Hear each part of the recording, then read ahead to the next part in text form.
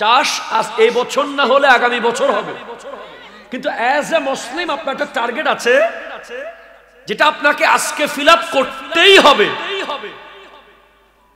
এটা পূরণ না করার কোনো সুযোগ নাই, এটাকে অবহেলা করার কোনো সুযোগ নাই, এটাকে জাস্ট অ্যাভয়েড করার কোনো স্কোপ নাই। As a Muslim please just ভাবেন।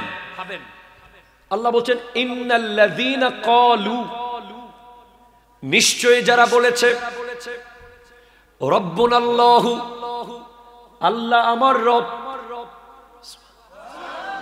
যারা বলেছে আল্লাহ আমার রব,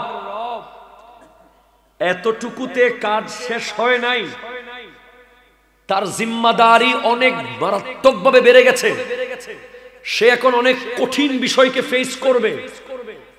আল্লাহ আমার রব বলার পরে তার দায়িত্ব অনেক কঠিন। এই কঠিন চ্যালেঞ্জ মোকাবেলা করতে পারলে তার স্থান জান্নাত। আরো জোরে বলেন সুবহানাল্লাহ। সে নিশ্চিত জান্নাতি। হুজুর কি সেটা বলেন না। সুম্মাস্তাকামু, আল্লাহ আমার রব বলে ওই কথার উপরে অটল থাকা। কি থাকা বলেন তো?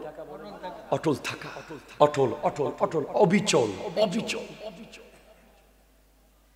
হুজুর অবিচল তো আছি, আমি তো মুসলমান। না না না, আপনি অবিচল নাই।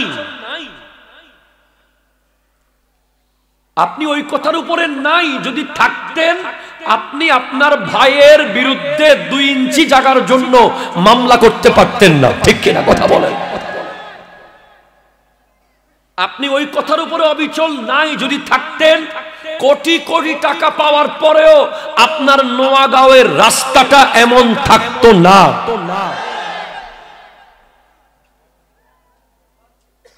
আপনি ওই কথার উপরে অবিচল নাই। যদি থাকতেন আপনি লাখে 10,000 খাইতে পারতেন না। আপনি ওই কথার উপর অবিচল নাই। যদি থাকতেন আপনার মসজিদে শুধুমাত্র মুয়াজ্জিন আর ইমাম আর 3 জন লোক ছাড়া যে নামাজ হচ্ছে, এই দৃশ্য দেখা যেত না। আপনি অবিচল নাই। আপনার মাথার চুলের দিকে তাকান। আপনি অবিচল নাই আপনার পরনের প্যান্টের দিকে তাকান।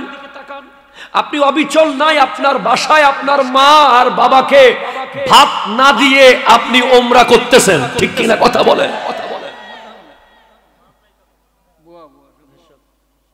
আপনি অবিচল নাই। সন্ধ্যার ভিতরে আপনার ঘরে থাকার কথা, রাতের 12টা বাজে আপনি ব্রিজের উপরে দাঁড়িয়ে মাদক আসক্ত হচ্ছেন কেন?